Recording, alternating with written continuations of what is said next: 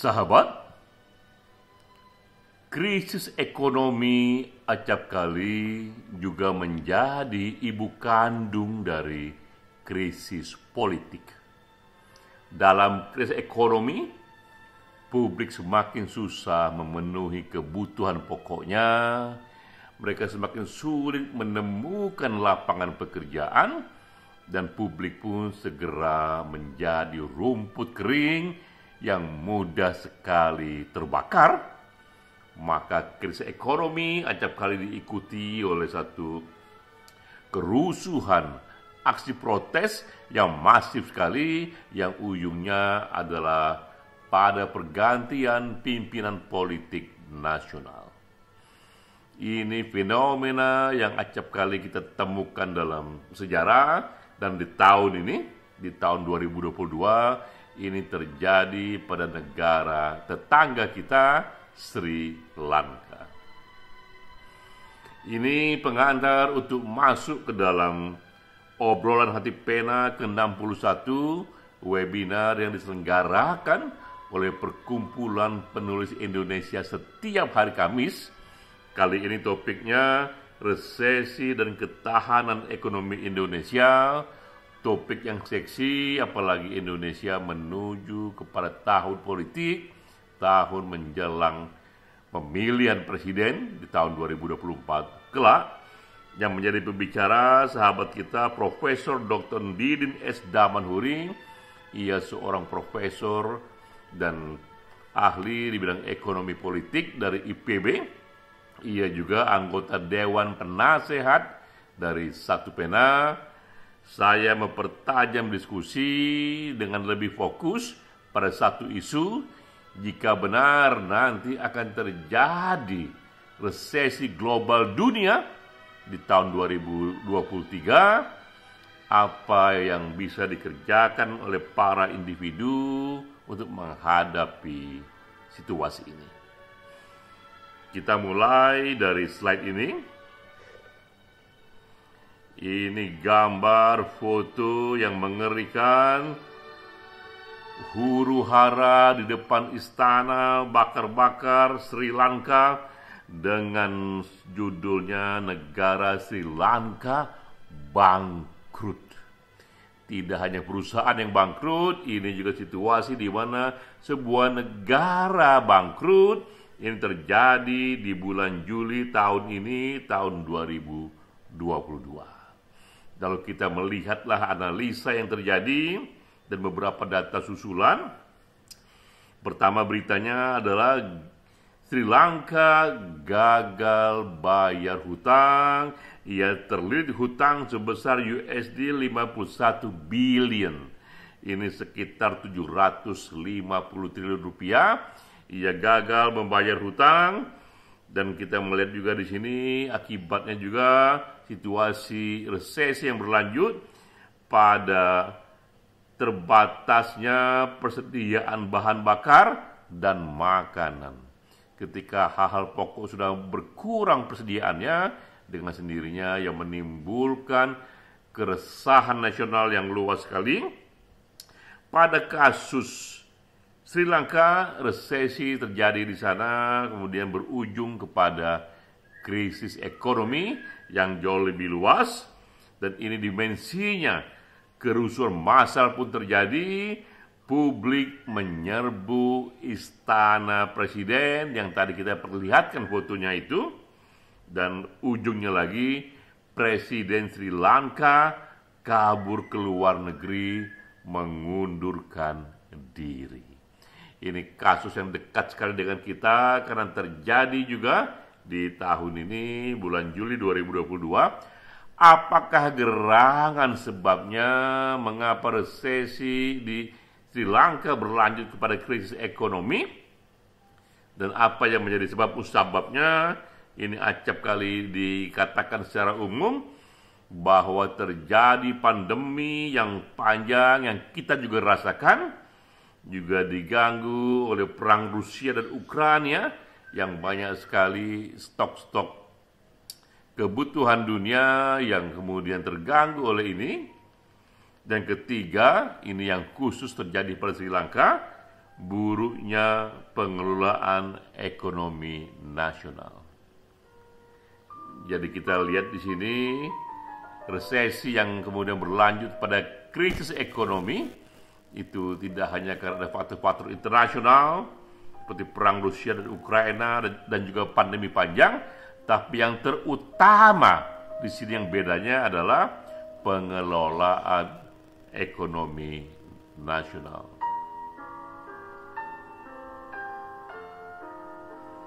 Nah, ini berita lainnya bahwa tahun ini yang bangkrut tak hanya Sri Lanka, bangkrut juga di sini Lebanon, Suriname, dan Zambia serta beberapa negara lainnya. Jadi ini fenomena yang meluas yang dibawa oleh awalnya adalah pandemi yang panjang, perang Rusia Ukraina, lalu pada negara-negara yang daya tahan ekonominya lemah, yang pengelolaan ekonominya buruk, negara itu pun menuju kepada negara gagal dan negara bangkrut. Namun tidak hanya fenomena di dunia ketiga, ini juga beritanya bahwa Amerika pun dibayangi resesi ekonomi. Bahkan superpower juga terkena ini, dan juga Eropa juga dibayangi oleh resesi ekonomi. Dan juga kemudian kita melihat di sini raksasa ekonomi lainnya seperti Cina, ekonominya pun memburuk.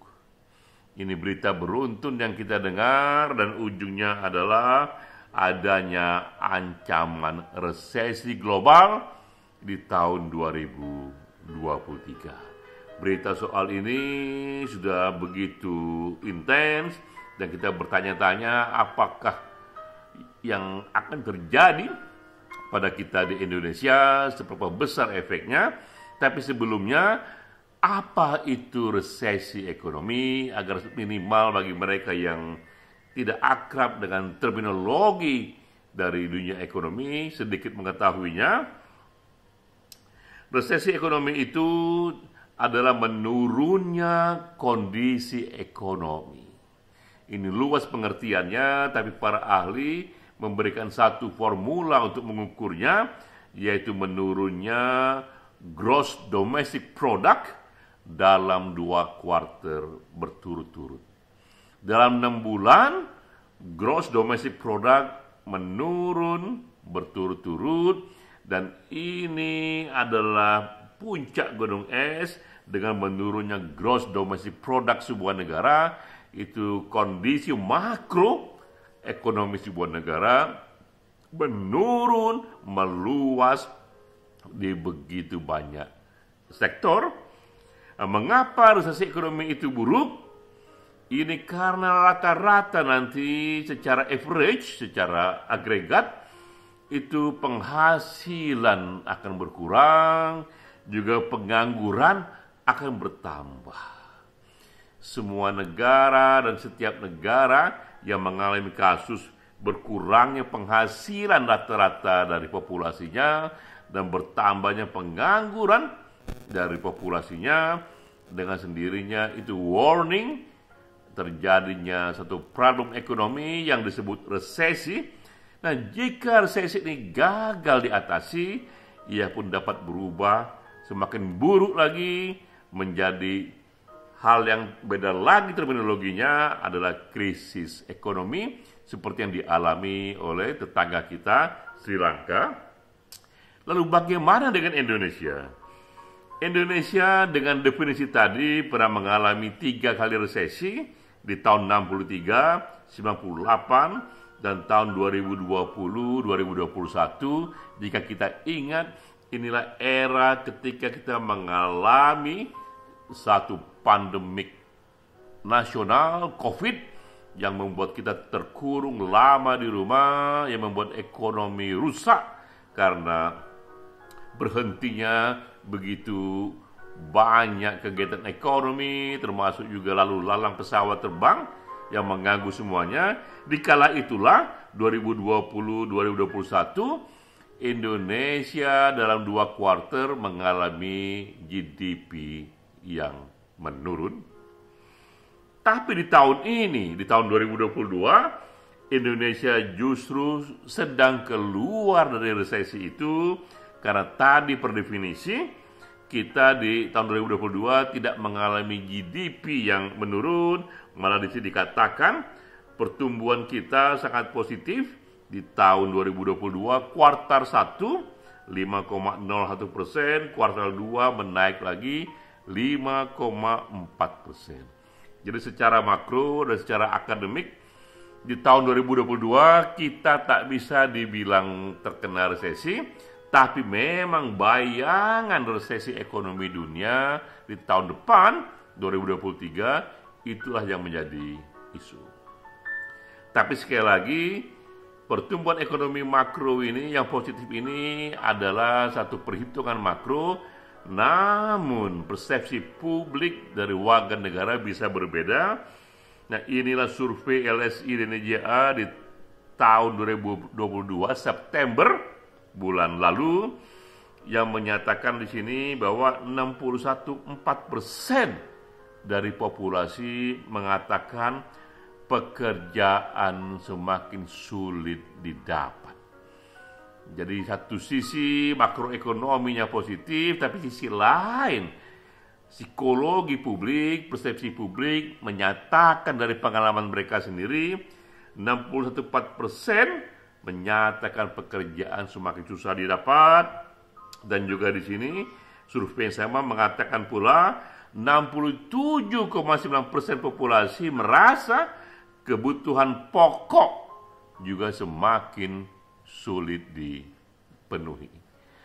Situasi psikologi yang terjadi pada populasi kita, lalu kemudian karena dunia ingin menghadapi resesi akan datang, begitu banyak berita-berita dan pandangan expert yang menjadi berita di sini mengenai hal ihwal bagaimanakah caranya menghadapi resesi ekonomi atau secara umum lagi kesulitan ekonomi jika itu datang.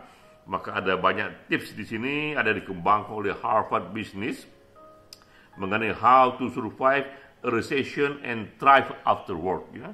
Juga dikembangkan juga di sini oleh CNBC Stock Market and Business yang menyatakan di survei mereka terjadi di Amerika Serikat bahwa 70% dari consumers sangat concern dengan situasi ekonomi.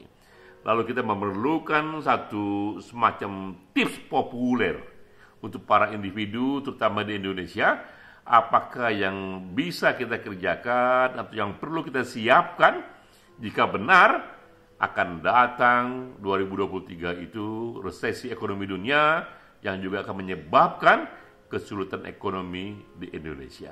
Nah, ini 5 tips yang saya rangkum. Pertama, persiapkanlah dana darurat, karena di era ekonomi susah itu acap kali uang cash juga susah, pinjaman kepada bank juga menjadi susah. Karena itu para individu yang sudah membaca peta ini, siapkanlah uang cash masa darurat, siapkanlah dana yang bisa dikeluarkan, yang bisa dijadikan satu stok untuk membiayai hidup di era-era susah. Acap kali dikatakan kita harus memiliki tabungan dana minimal 6 bulan dari pengeluaran sehari-hari. Jika kita misalnya sebulan itu membutuhkan hidup yang normal X rupiah, maka simpanlah dana yang bisa kita akses kapanpun sebesar 6 kali X. Kedua juga tipsnya adalah membatasi pengeluaran di era ini, di era ketika kita akan menghadapi satu ekonomi yang sulit. Kencangkanlah ikat pinggang, mengurangi pengeluaran untuk kebutuhan yang sekunder atau yang tersier. Setelah nanti situasi normal kembali, kita pun normal pula dengan lifestyle kita. Namun menghadapi itu, dari sekarang sudah mulai membatasi pengeluaran. Ketiga juga ini dianjurkan, kita pun bisa menyiapkan dan menambah keterampilan. Karena sangat mungkin, terutama rakyat banyak, kita akan menjadi salah satu korban dari PHK, hal yang wajar dalam kesulitan ekonomi. Aneka perusahaan pun juga mengurangi kosnya, membuat lebih efisien lagi, sehingga PHK baik yang individual ataupun yang massal acap kali terjadi. Bagaimana jika itu terjadi pada diri kita? Karena itulah kita pun mulai dari sekarang mengupgrade satu kapasitas agar tidak terlempar dari bursa tenaga kerja. Keempat, juga dianjurkan untuk mempersiapkan pekerjaan sampingan. Sangat mungkin misalnya kita tidak kehilangan pekerjaan, tapi menerima gaji kita hanya 70%, hanya 50%. Ini dialami oleh banyak sekali pekerja di era COVID tempo hari. Sehingga dengan sendirinya penghasilan sampingan kita perlukan untuk kita dapat juga dari pekerjaan sampingan. Kita dalami segala kemampuan teknis yang berhubungan dengan yang paling mudah adalah kerja-kerja freelancer misalnya. Yang kelima yang juga dianjurkan adalah memperluas koneksi. Di era sulit, acap kali yang menjadi penyelamat adalah jaringan sosial, jaringan satu silaturahmi, pertemanan yang kita punya. Karena acap kali memang distribusi kesulitan itu tidak merata. Ada yang bertambah sulit, tapi juga ada yang bertambah makmur. Dengan sendirinya yang bertambah makmur bisa menolong yang bertambah sulit, karena adanya jaringan pertemanan misalnya yang membuat kita memang harus memperluas koneksi. Nah, ini juga tambahan lagi, stay invested, terutama bagi kita yang mempunyai dana agak lebih. Kita pun jangan terlalu pasif keluar dari pasar, karena sebenarnya ini terjadi tidak hanya di dunia ekonomi, tapi juga dalam hidup yang lebih besar, bahwa kesulitan itu datang satu paket dengan peluang. Jika ada kesulitan di sana, acap kali terbuka juga peluang di sana. Jika ada bencana dan petaka di sana, acap kali juga terbuka satu berkah di sana. Mereka yang cermat melihat akan juga tahu bahwa justru di era resesi ini, jika benar datang, justru di era krisis ekonomi ini tetap ada peluang-peluang usaha yang bisa dieksplor. Karena itulah tetap membuka mata, membuka telinga untuk stay invested, untuk tetap aktif dalam menanamkan satu usaha-usaha yang justru bisa kita dapatkan di era resesi. Data melihatkan ketika kemarin itu terjadi 2 tahun lebih dari COVID, begitu banyak populasi yang mengalami kemunduran ekonomi, tapi juga data melihatkan banyak yang justru di era pandemi kekayaannya berlipat-lipat. Karena mereka mendapatkan peluang di era kesulitan. Jadi sahabat, kita belum tahu seberapa parah nanti datangnya badai ekonomi di tahun 2023. Tapi seperti tadi yang dikatakan, adalah lebih baik mereka yang menyiapkan payung sebelum hujan, dan kerjakanlah itu 5 tips itu, agar ketika datang krisis, kita tak hanya survive, tapi kita pun bisa tumbuh. Salam.